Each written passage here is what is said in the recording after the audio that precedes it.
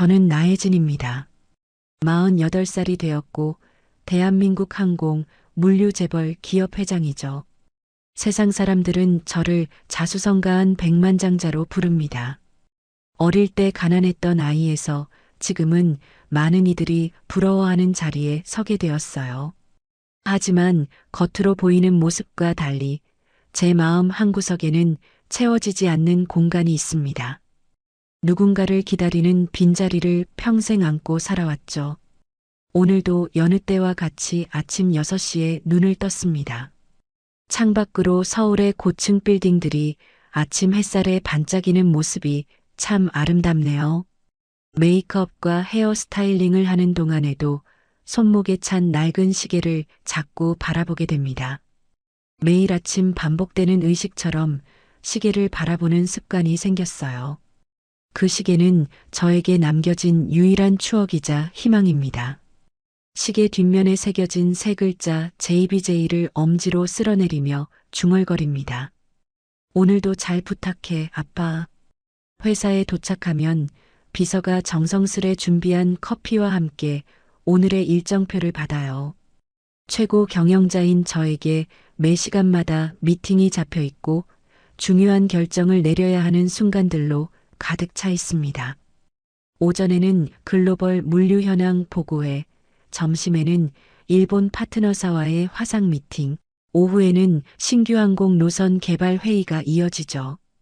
빈틈없이 채워진 일정 속에서도 문득문득 시계를 바라보게 됩니다. 이런 저를 아무도 이해하지 못할 거예요. 세상에서 가장 바쁜 여성 중 하나인 제가 28년 전 실종된 아버지를 아직도 기다리고 있다는 사실을 말이죠. 나 회장님, 이번 분기 실적 보고서입니다. 항상 미소 지으며 서류를 넘기고 결정을 내리고 조직을 이끌어갑니다. 사람들은 제가 냉철하고 이성적인 판단을 내리는 여성 리더로 알고 있어요. 하지만 아무도 모르게 회의가 끝난 후 혼자 남은 사무실에서 시계를 바라보며 중얼거리죠. JBJ, 정말 아빠 맞아요? 이 시계는 제가 10살 때 아버지가 떠나시기 전에 남긴 유일한 물건입니다. 시계 뒷면에는 세 글자가 새겨져 있어요. 어릴 적 어머니는 그것이 아버지의 이름, 진병준의 이니셜이라고 했죠. 하지만 너무 어렸던 저는 그 진실을 제대로 확신하지 못한 채 살아왔습니다. 어머니마저 병으로 세상을 떠나신 후 저는 세상에 혼자 남겨졌어요. 그 시간들이 저를 강하게 만들었을지는 몰라도 마음속 빈자리는 채울 수 없었습니다. 어둑해진 하늘을 바라보며 창가에 서 있을 때 비서가 들어와 내일 일정을 알려주네요. 금빛 노을이 비치는 유리창에 비친 제 모습이 외롭게 느껴졌어요. 30층 높이에서 내려다보는 서울의 야경은 화려했지만 그 속에서 저는 여전히 누군가를 찾고 있었습니다. 내일은 강원도 양양 비행장 부지 인수 관련해서 현장 방문이 있습니다.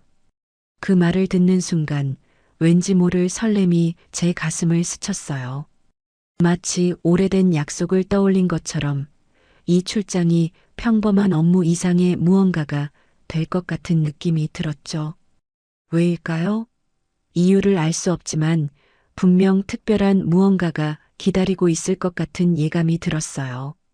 손목의 시계를 무의식적으로 만지작거리며 창밖의 어두운 하늘을 바라봅니다. 아버지가 군인이었기에 하늘과 비행에 관련된 일은 항상 제 마음을 설레게 했죠. 그래서 항공 물류 사업을 시작했는지도 모르겠네요. 어쩌면 내일은 지금까지와는 다른 하루가 될지도 모르겠습니다. 그 예감에 설레는 마음으로 사무실 불을 끄고 집으로 향했어요. 강원도의 아침은 서울과 달랐습니다. 맑은 공기와 푸른 산의 기운이 온몸으로 느껴져요. 회사 차를 타고 양양 비행장으로 향하는 길, 마음속 깊은 곳에서 이상한 감정이 솟아올랐죠. 마치 오래전에 와본 듯한, 아니면 꿈에서 본 듯한 익숙함입니다. 어린 시절 아버지가 가끔 저를 데려갔던 비행장의 기억이 희미하게 떠올랐어요. 그때는 아버지의 큰 손에 제 작은 손이 꼭 잡혀 있었는데 지금은 그 온기를 느낄 수 없네요. 나 회장님, 도착까지 30분 정도 소요될 예정입니다. 비서의 말에 고개를 끄덕이며 창밖을 바라봅니다. 회사에서는 늘 결단력 있는 모습을 보여야 했지만 오늘따라 마음이 흔들리는 기분이에요. 손목 위의 시계가 평소보다 무겁게 느껴졌죠. 10대 시절부터 성공만을 바라보며 달려온 제 인생. 이제와 무엇을 더 바라는 걸까요? 저 자신에게 물어봤지만 대답을 찾지 못했습니다. 다만 가슴 깊은 곳에서 무언가가 오늘 이 여정을 통해 변할 것이라는 예감만 강하게 들었어요. 양양 비행장에 도착했습니다. 이곳은 우리 회사가 새로운 물류 허브로 개발하려는 부지죠. 넓은 활주로와 주변의 푸른 산세가 어우러진 모습이 인상적이었어요. 직원들의 설명을 들으며 부지를 둘러보았습니다. 새로운 건물이 들어설 위치, 물류 시스템이 구축될 공간을 살펴보는 동안에도 제 시선은 자꾸 옆쪽에 있는 오래된 창고 건물로 향했어요. 그곳에 무엇이 있는지 궁금했죠. 회장님, 저쪽은 아직 정리가 안 된 곳인데요. 직원의 말을 뒤로하고 창고 문을 열었습니다. 삐걱거리는 소리와 함께 문이 열리고 먼지 냄새와 함께 오래된 기억의 향기가 느껴졌어요. 어둑한 창고 안에는 낡은 비행 장비들이 가득했습니다. 비행 헬멧, 오래된 계기판, 그리고 군용으로 보이는 통신 장비까지 마치 시간이 멈춰버린 공간 같았죠. 창고 안으로 더 들어가자 희미한 빛이 비치는 구석에서 움직임이 느껴졌어요. 누구십니까? 70대로 보이는 남자가 손전등을 들고 다가왔습니다. 야간 경비원이라고 자신을 소개하는 남자 장봉준이라고 했어요. 그런데 그 순간 제 시선은 장봉준의 손목에 고정되었죠. 그가 차고 있는 시계, 그리고 그 손의 움직임. 이상하게 익숙했습니다. 마치 제가 평생 알아온 누군가의 손짓처럼 느껴졌어요. 심장이 빠르게 뛰기 시작했습니다. 혹시 그 시계 어디서 구하셨나요? 제 질문에 장봉준은 잠시 당황한 표정을 지었어요. 주름진 얼굴에 순간 긴장감이 스쳤다가 사라졌죠. 그리고 손목의 시계를 내려다보며 조용히 대답했습니다. 이거요? 기억이 없어요. 20년 전 사고로 기억을 잃었을 때부터 가지고 있던 거예요. 심장이 더 빠르게 뛰기 시작했어요. 귓가에 맥박 소리가 크게 울렸죠. 장봉준의 손목에 있는 시계는 제가 매일 차고 다니는 시계와 너무나도 닮아 있었습니다. 같은 디자인, 같은 크기, 심지어 가죽 밴드의 다른 모양까지 유사했어요. 더 놀라운 것은 그의 손동작과 말투, 그리고 눈빛까지 어딘가 모르게 익숙했다는 점이죠. 마치 오랫동안 제 기억 속에 살아있던 누군가를 만난 듯한 감각이 온몸을 휩쓸었습니다. 죄송합니다만 혹시 성함이 어떻게 되세요? 장봉준입니다. 이 비행장에서 20년 가까이 일했어요. 제 머릿속에 수많은 생각이 스쳐 지나갔습니다. 20년 전, 그때는 제가 28살 때였죠. 아버지가 실종된 지 18년이 지난 시점이었고요. 우연의 일치일까요? 아니면 운명의 신호일까요? 제 심장은 계속해서 빠르게 뛰었고 손바닥에는 땀이 배어났어요. 하지만 확신할 수 없었습니다. 너무 많은 시간이 흘렀고 기억도 희미해졌으니까요. 장봉준의 얼굴을 자세히 살펴보려 했지만 창고 안이 너무 어두워 자세히 볼 수 없었습니다. 창고를 나오면서도 장봉준의 모습이 계속 머릿속에 맴돌았어요. 특히 그의 손목에 찬 시계와 뒷면에 희미하게 보였던 글자들. 그것이 정말 같은 글자인지 같은 시계인지 확인해야 했습니다. 서울로 돌아가는 내내 생각은 그 경비원에게 고정되어 있었어요. 혹시 그가 저의 아버지 진병준일 수도 있다는 가능성에 가슴이 떨려왔습니다. 내일 다시 올 결심을 하며 시계의 뒷면을 다시 한번 쓰다듬었어요. 서울로 돌아온 후에도 장봉준의 모습이 자꾸 떠올랐습니다. 그의 시계, 그 손짓, 왠지 모르게 익숙한 목소리까지 머릿속이 복잡해져 집중이 잘 되지 않았어요. 회의 중에도 문득 생각이 양양 비행장으로 달려가곤 했죠. 그날 밤 침대에 누워서도 잠을 이룰 수 없었습니다. 가능성은 희박했지만 만약 그가 정말 제 아버지라면 어떻게 해야 할지 머릿속이 복잡했어요. 결국 저는 비밀리에 회사 보안팀에 장봉준에 대한 조사를 의뢰했습니다. 최소한 그의 신원이라도 확실히 알고 싶었죠. 철저히 비밀로 해주세요. 그리고 최대한 빨리 알아봐 주시길 바랍니다. 이렇게 지시한 후 며칠 동안 초조하게 결과를 기다렸어요. 평소처럼 업무를 처리하려 했지만 마음 한구석이 계속 불안했죠. 어쩌면 이것이 내 삶의 큰 전환점이 될지도 모른다는 예감에 가슴이 뛰었습니다. 밤마다 어릴 적 아버지와의 기억을 더듬어 보았어요. 아버지가 출장 가기 전 마지막으로 해주셨던 이야기, 등교할 때 손을 흔들어 주시던 모습, 주말마다 함께 갔던 공원에서의 시간들까지 모든 기억이 선명하게 떠올랐습니다. 아버지를 잃은 후 스스로를 강하게 만들기 위해 억눌러 왔던 그 모든 감정들이 다시 터져 나왔어요. 나흘째 되는 날 보안팀장이 찾아왔습니다. 손에는 봉투 하나를 들고 있었죠. 회장님, 장봉준 씨에 대한 정보를 가져왔습니다. 떨리는 마음으로 보고서를 열었어요. 내용은 예상보다 간단했습니다. 장봉준, 추정 나이 72. 약 20년 전 양양 인근 산악지대에서 발견되었다고 해요. 비행기 추락사고 근처였다고 하네요. 심각한 부상으로 기억상실 상태였고 유일한 단서는 손목에 찬 시계와 주머니에서 발견된 메모 조각이었습니다. 근처 병원에서 치료를 받은 후 신원을 확인할 수 없어 임시로 장봉준이라는 이름을 받았다고 해요.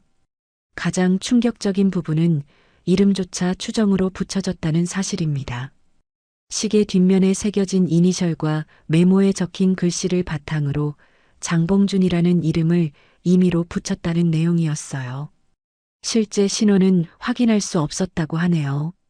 병원 기록에 따르면 그는 사고 후 오랫동안 기억을 찾으려 노력했지만 결국 실패했고 새로운 삶을 시작하기로 했다고 합니다. 메모에 어떤 내용이 적혀 있었나요?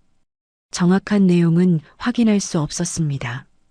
하지만 양양 지역 병원 기록에 따르면 가족에게 돌아가겠다는 내용이 있었다고 합니다. 심장이 더 빠르게 뛰기 시작했어요. 아버지는 군인이었고 1997년 겨울 비상작전 중 실종되셨죠. 그 후로 어머니는 경제적, 심리적으로 무너져 내렸고 결국 병으로 세상을 떠나셨습니다. 저는 어린 나이에 고아가 되어 혼자 힘으로 살아왔어요. 대학을 졸업하고 작은 물류회사에서 시작해 지금의 거대 기업을 일궈냈죠. 하지만 그 모든 성공 뒤에는 채워지지 않는 빈자리가 있었습니다. 혹시 당시 사고에 대한 기록은 있나요?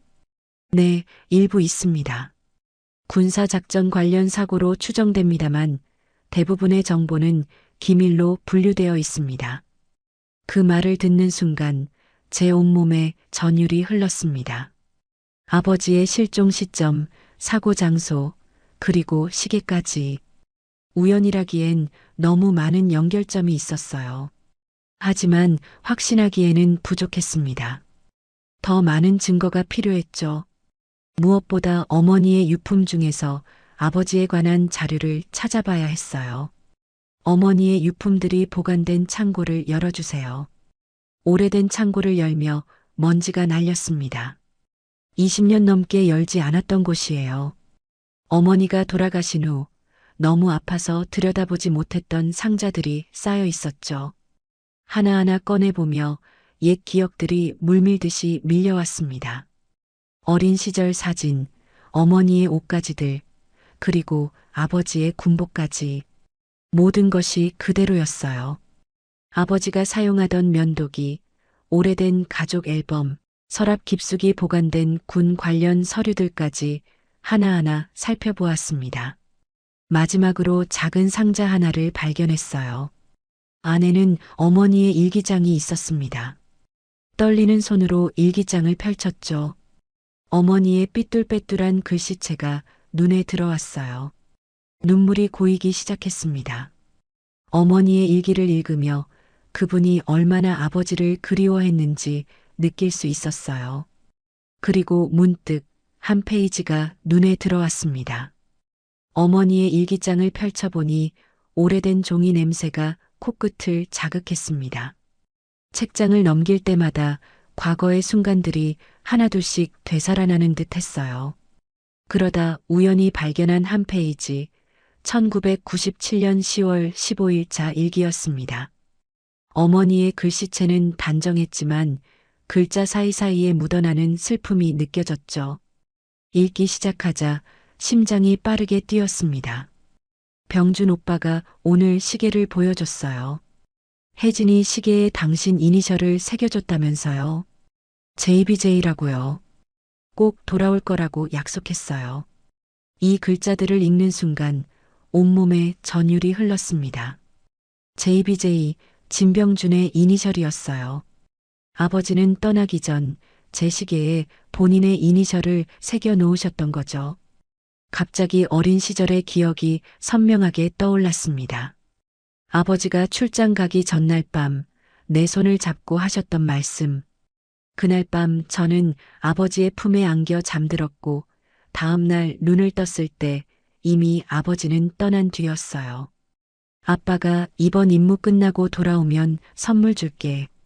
그때까지 혜진이가 잘 간직하고 있어야 해. 그리고 다음 날 아버지는 떠나셨고 다시는 돌아오지 않으셨습니다. 며칠 후 어머니는 울면서 아버지의 시계를 제게 주셨어요. 뒷면에 새겨진 글자를 보며 어머니가 말씀하셨죠. 이건 아빠의 이니셜이야. JBJ 진병준. 아빠가 널 위해 특별히 새겨뒀대. 일기장을 더 넘겨보니 아버지의 작전에 대한 내용도 있었습니다. 어머니는 상세한 내용은 알지 못했지만 북한 국경 근처 임무였다는 것과 특수비행 작전이었다는 정도는 알고 계셨던 것 같아요. 아버지의 부대원들도 모두 함께 실종되었다고 합니다. 당시 군에서는 사망 처리를 권했지만 어머니는 끝까지 아버지가 살아있다고 믿었다는 내용도 있었죠. 일기장 마지막 부분에는 어머니가 병으로 힘들어 하시면서도 저를 걱정하는 내용이 가득했습니다. 혼자 남겨질 딸을 생각하며 쓰신 마지막 편지는 읽기 너무 괴로웠어요. 그 모든 아픔을 혼자 견디면서 저를 키워주신 어머니에 대한 감사함과 죄책감이 동시에 밀려왔습니다. 일기장을 덮으며 확신이 들었어요. 양양 비행장의 그 남자 장봉준이 제 아버지일 가능성이 높았습니다. 시계의 이니셜, 실종 시기와 장소, 그리고 그 익숙한 손짓까지 모든 것이 연결되고 있었어요. 찬장 깊숙이에서 아버지의 옛 사진 몇 장을 찾아냈습니다. 사진 속 아버지는 젊고 늠름한 모습이었죠. 이 사진을 가지고 양양으로 다시 가야겠다고 결심했습니다. 하지만 왜 아버지는 돌아오지 않았을까요? 기억 상실이라는 게 20년 넘게 지속될 수 있는 건가요? 수많은 질문들이 머릿속을 맴돌았어요. 확인해야만 했습니다. 다시 양양으로 가서 장봉준을 만나야 했죠. 사진과 일기장을 가방에 넣고 바로 출발 준비를 했습니다. 다음 날 아침 급히 일정을 조정하고 다시 양양 비행장으로 향했어요. 이번엔 혼자서요. 누구의 방해도 없이 장봉준을 만나고 싶었습니다. 차 안에서 무엇을 어떻게 물어볼지 계속 고민했어요. 갑자기 나타나 당신이 제 아버지인가요?라고 물을 수는 없는 노릇이었죠. 양양에 도착하자마자 창고로 향했습니다.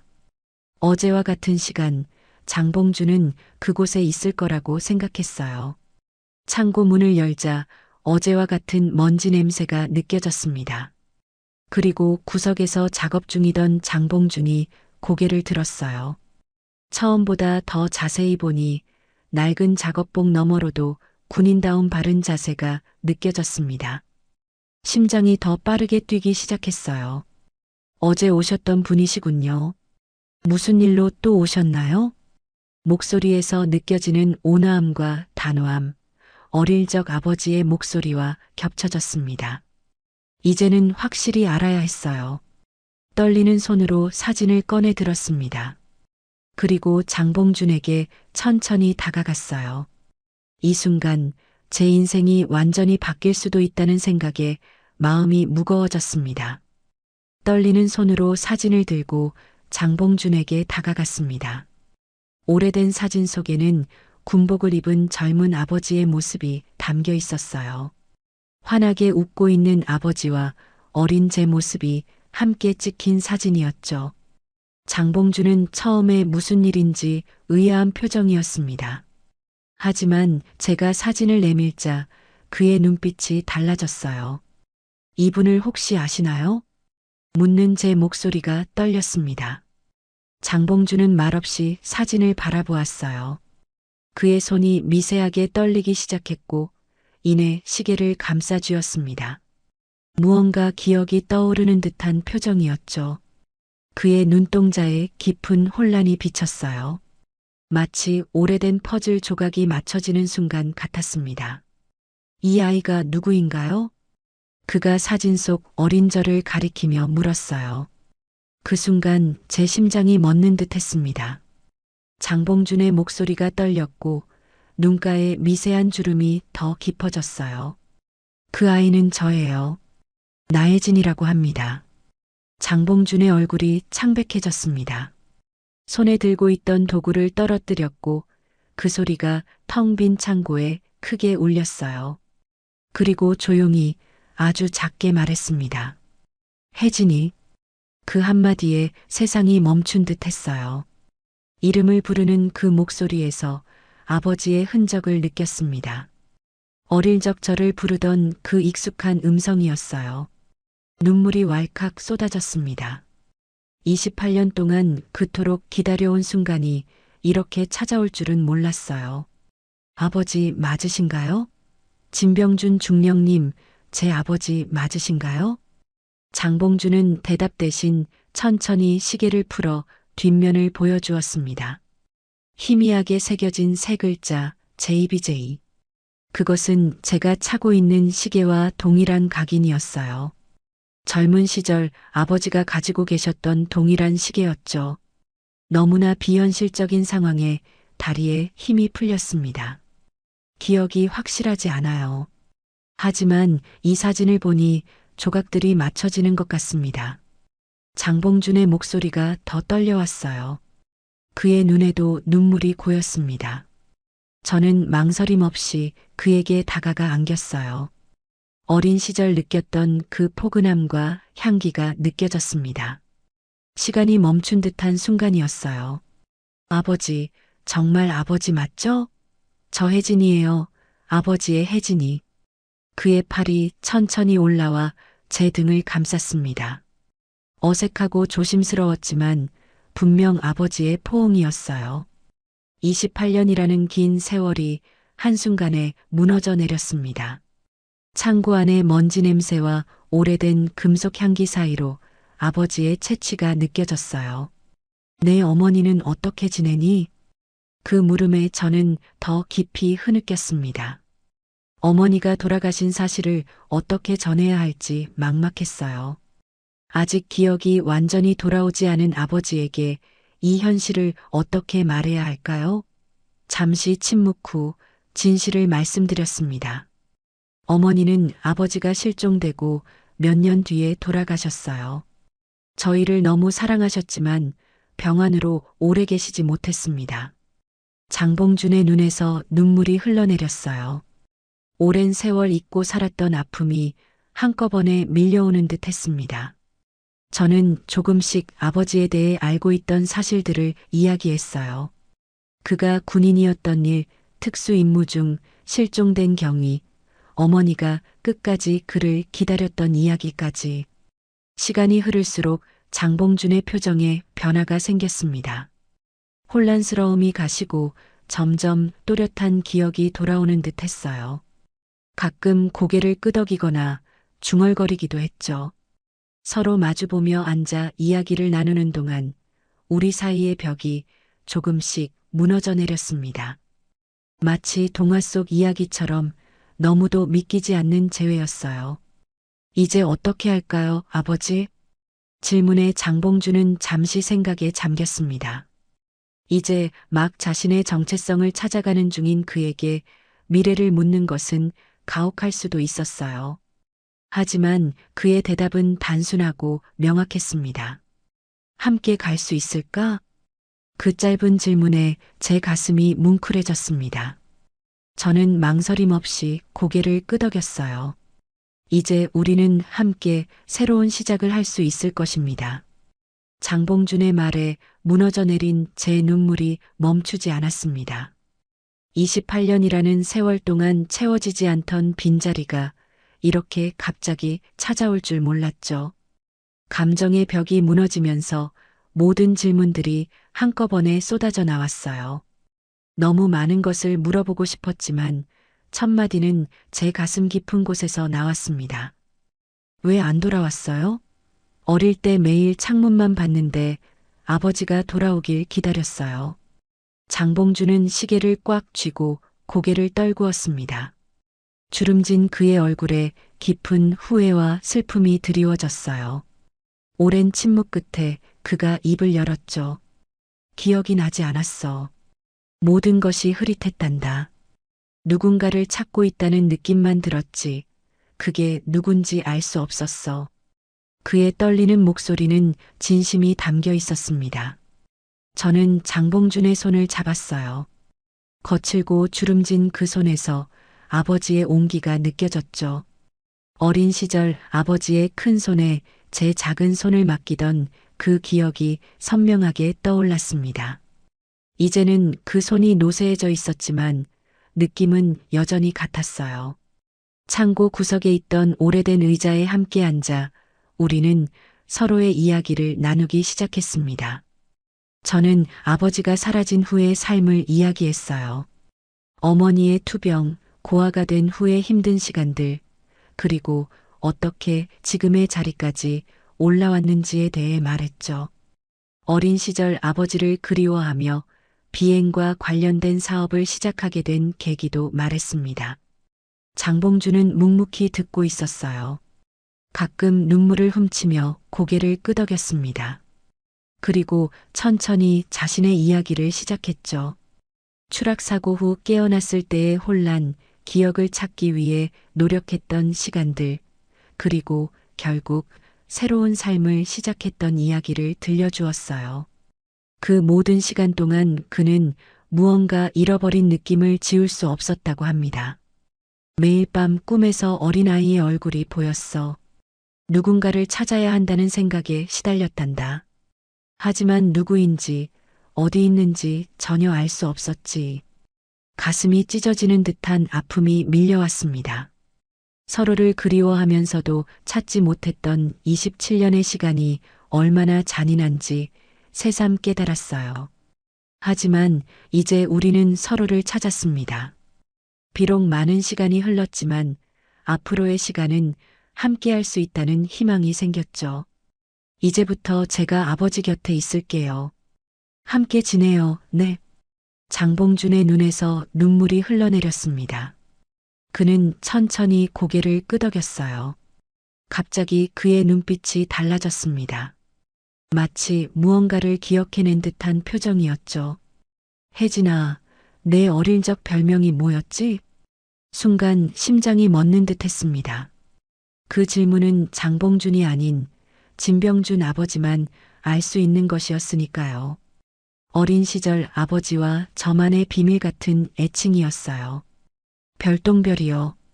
아버지가 밤하늘에서 가장 빛나는 별처럼 반짝인다고 지어주셨어요. 장봉준의 눈에서 밝은 빛이 번쩍였습니다. 그 순간 그의 얼굴에 확신이 피어났어요. 마치 오랜 안개가 걷히고 맑은 하늘이 드러나는 것 같았죠. 아버지의 기억이 완전히 돌아오기 시작했습니다. 내 별똥별 혜진이구나. 그 말에 다시 눈물이 쏟아졌습니다. 이제는 확신할 수 있었어요.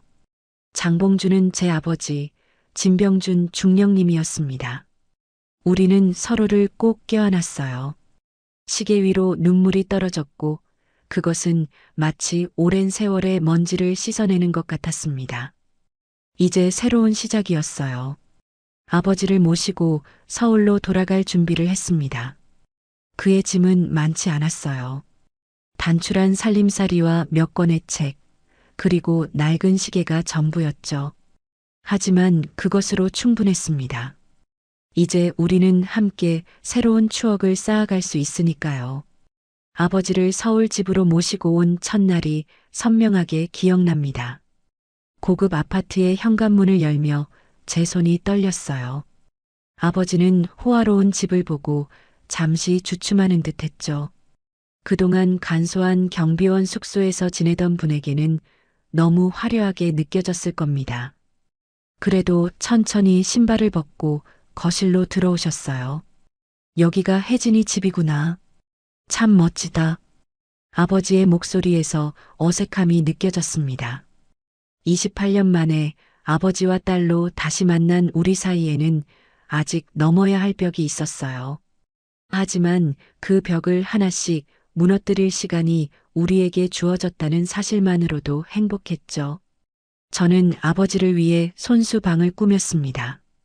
안락한 침대와 따뜻한 조명, 그리고 창 밖으로 서울의 전경이 보이는 공간이었어요. 저는 아버지가 이 새로운 환경에 적응하시길 바랐죠.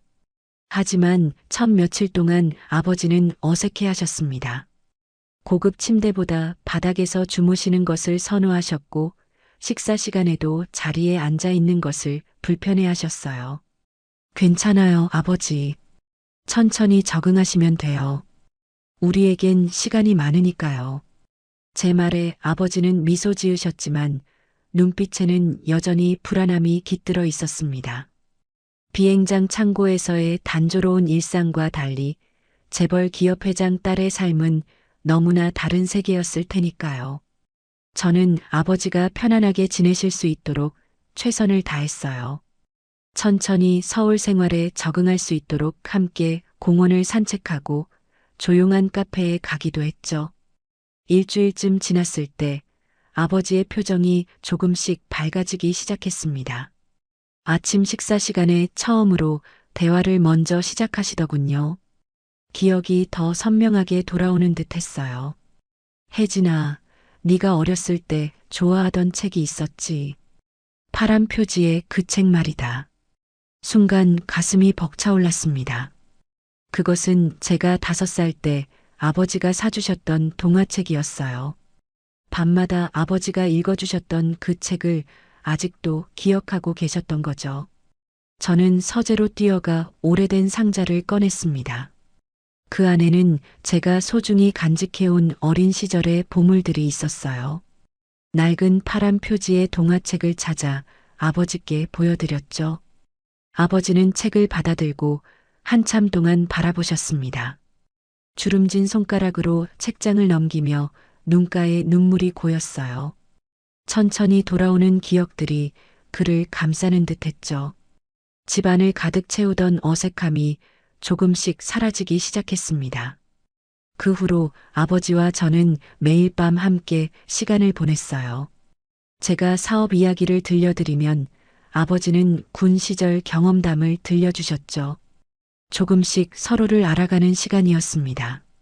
아버지의 웃음소리가 집안에 울려 퍼질 때마다 28년간의 빈자리가 조금씩 채워지는 느낌이었어요. 한 달이 지난 어느 날 아버지가 제게 조심스럽게 말씀하셨습니다. 혜진아, 나도 뭔가 할 수 있었으면 해. 하루 종일 이렇게 있는 건 내 성격에 맞지 않아. 저는 아버지의 말씀을 이해했어요. 평생 활동적으로 살아온 분이 갑자기 편안한 생활만 하는 것은 어색할 수밖에 없었죠. 고민 끝에 저는 아버지께 회사 내 비행 교육 프로그램을 도와달라고 제안했습니다. 군 시절 파일럿이었던 아버지의 경험이 젊은 직원들에게 큰 도움이 될 거라 생각했어요. 처음에는 주저하셨지만 비행장을 방문한 후 아버지의 눈빛이 달라졌습니다. 비행기 근처에서 보이는 그 모습은 제가 기억하는 어린 시절 아버지의 모습 그대로였어요. 자신감 넘치고 열정적인 모습이었죠. 젊은 조종사들에게 경험을 나누는 아버지의 표정에서 진정한 행복을 볼 수 있었습니다. 시간이 흐르면서 우리는 진짜 가족이 되어 갔어요. 아버지는 점점 더 많은 기억을 되찾으셨고, 저는 그동안 놓쳤던 딸로서의 시간을 보상받는 듯 했습니다. 함께 식사하고, 함께 웃고, 때로는 함께 울기도 했죠. 서로의 빈자리를 채워주는 소중한 시간이었어요. 계절이 바뀌어 가을이 깊어갔습니다. 아버지와 함께한 시간이 어느덧 반년을 넘어가고 있었죠. 그동안 우리는 서로에게 많은 것을 배웠어요. 아버지는 현대 생활에 점점 적응해 가셨고, 저는 아버지를 통해 삶의 소중함을 다시 배웠습니다. 회사 일에만 몰두하던 제 생활에 따뜻한 온기가 돌기 시작했어요. 연말이 다가오면서 특별한 날을 계획했습니다. 아버지가 가장 좋아하는 곳, 하늘과 가까운 곳으로 모시고 가기로 했죠. 분당에 새로 생긴 비행기 전망 카페는 활주로가 내려다 보이는 특별한 장소였어요. 실제 비행기 동체를 개조해 만든 이 카페는 아버지께 딱 맞는 곳이라고 생각했습니다. 아버지, 오늘은 제가 특별한 곳으로 모시고 갈게요. 아침부터 설레는 마음으로 준비했습니다. 아버지는 제가 선물한 새 코트를 입으시고 기다리고 계셨어요. 예전보다 훨씬 건강해 보이셨고 얼굴에는 생기가 돌았죠. 함께 차에 오르며 아버지는 궁금해 하셨지만 저는 미소만 지었습니다. 오늘의 깜짝 선물이 아버지를 기쁘게 해드릴 거라 확신했죠.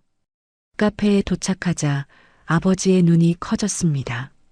활주로를 내려다보는 통유리창 너머로 비행기들이 이착륙하는 모습이 한눈에 들어왔어요. 우리는 창가 자리에 앉았습니다. 아버지의 눈빛은 마치 어린아이처럼 반짝였어요.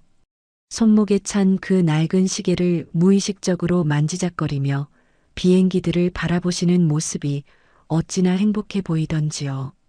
아직도 기억나는구나. 내가 비행기를 얼마나 좋아했는지. 아버지의 말씀에 저도 미소 지었습니다. 어린 시절 아버지는 종종 저를 데리고 김포공항에 가곤 하셨죠. 이륙하는 비행기들을 바라보며 아버지는 하늘에 대한 이야기를 들려주셨어요. 그 기억이 제가 항공 물류 사업을 선택한 이유 중 하나였습니다. 우리는 따뜻한 차를 마시며 창밖을 바라보았습니다. 아버지는 과거 조종사 시절 이야기를 들려주셨어요. 구름 위를 날 때의 느낌, 하늘에서 바라본 땅의 모습, 그리고 항상 가족에게 돌아가고 싶었던 마음까지. 가끔 목소리가 떨리기도 했지만 이제는 그 기억들이 아버지를 괴롭히지 않는 듯 했어요.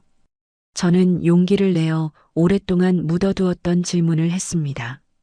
그날의 사고, 어떻게 된 일인지 아버지에게 물었어요.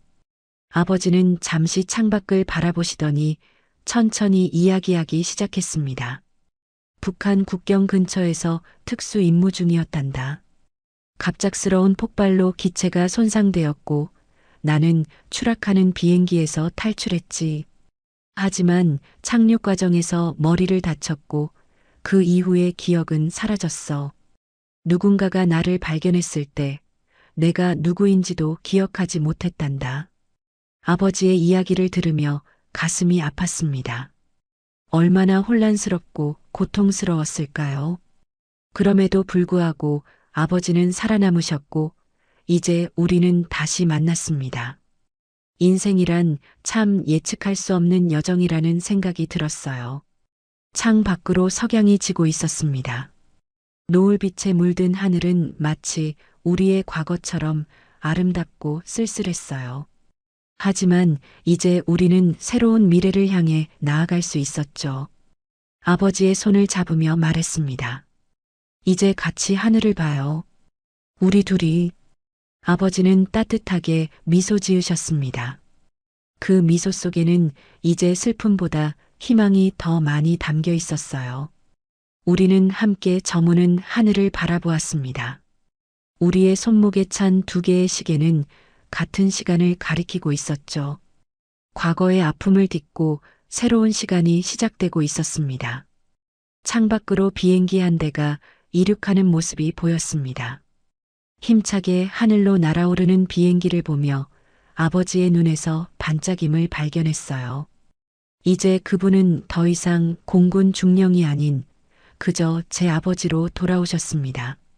세월이 우리에게서 빼앗아간 시간들이 있지만 앞으로 함께할 시간이 더 많다는 생각에 가슴이 벅차올랐어요. 우리는 서로의 손을 꼭 잡고 미래를 향해 걸어갈 준비가 되어 있었습니다. 오랫동안 찾아 헤맸던 퍼즐 조각이 마침내 제자리를 찾은 것 같았어요. 낡은 시계는 이제 슬픔의 상징이 아닌 우리의 재회를 가능하게 한 소중한 연결고리가 되었습니다. 집으로 돌아가는 차 안에서 아버지는 처음으로 편안하게 잠이 드셨어요. 이제 그의 마음에도 평화가 찾아온 것 같았습니다. 저는 운전하며 가만히 미소 지었어요.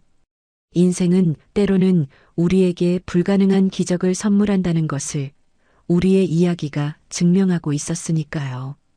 그날 이후 아버지와 저는 더욱 단단한 가족이 되어갔습니다. 함께 웃고 함께 울며 함께 꿈꾸는 진짜 가족 말이에요. 그 손, 너무 익숙해서 알아보지 못했던 그 손이 이제는 제게 가장 큰 위로와 힘이 되었습니다. 다음 이야기에서 또 다른 감동으로 찾아뵙겠습니다. 함께 해주셔서 감사합니다.